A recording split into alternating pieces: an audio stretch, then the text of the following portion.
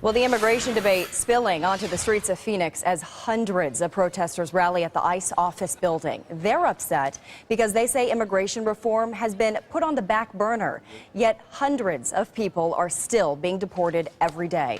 ABC 15's Allison Rodriguez joining us live outside of the ICE office. And Allison, what else do they hope to accomplish with this protest?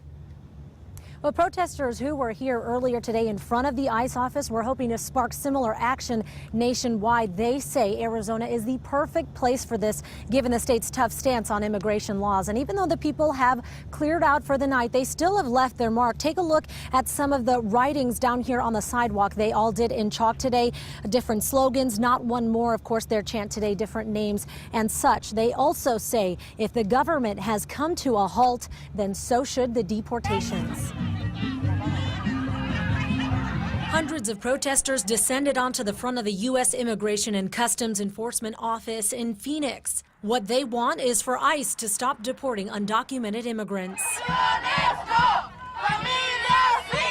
We have so many family members, so many community members that we're losing every day, and it's an emergency. Protesters say they're fed up with the lack of progress on Capitol Hill when it comes to immigration reform, a key platform of the president's election and re-election campaigns.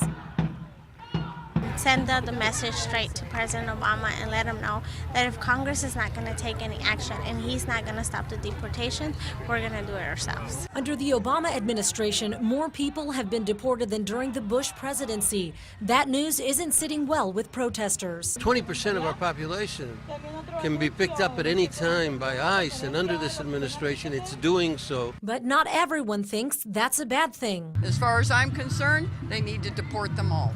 Let them come back the right way.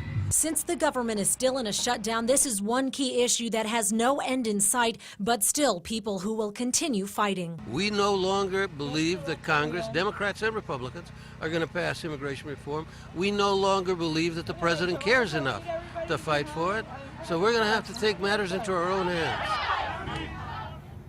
Well, similar protests were held over the weekend in different states such as New York, New Jersey, New Mexico, and Boston. And according to the Pew Research Center, in 2011, about 400,000 undocumented immigrants were deported. Half of them were deported because they broke U.S. laws. So definitely still a fight that we're going to be seeing here for a while to come.